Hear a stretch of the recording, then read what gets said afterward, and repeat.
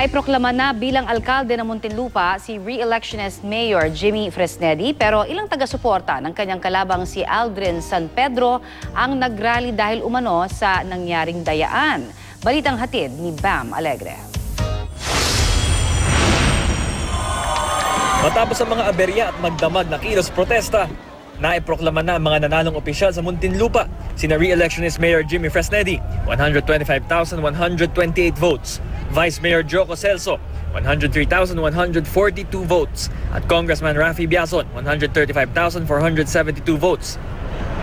Ang mga supporter ng kandidato sa pagkaalkalding si Aldrin San Pedro nagtipon sa harapan ng City Hall magdamag.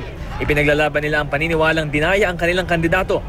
Mahigit 20 barangay raw kasi ang zero ang nakuhang boto para kay San Pedro. Nagpoprotesta kami sa pangyayari na hindi namin matanggap na ang boto ni Mayor ay mag-zero. Magkaroon ng zero. At hindi namin matanggap din. Ultimo sa kanyang baluarte, natalo si Mayor. Sa magdamag na pananatili ng mga nagprotesta, nagkaroon ng asaran at pikunan. May sinunog pa silang tarpaulin, pero maximum tolerance ang pinairal ng mga pulis. Pero nang hindi tumubad ang kampo ni San Pedro sa nakatangdang dispersal, binugahan na sila ng tubig at nag-formation na ang mga transyon. Sinuklian naman sila ng pamamato. Dahan-dahan ding napaalis ng pulis ang mga nagpoprotesta matapos ang initial water dispersal pasado alas 6 ng umaga. Bilang tugon sa alegasyon ng dayaan, ipinagtanggol ni dating Senador Rodolfo Biazon si Fresnedi at sinabing di raw totoo na may barangay na zero votes. May alegasyon din sila sa kampo ni San Pedro.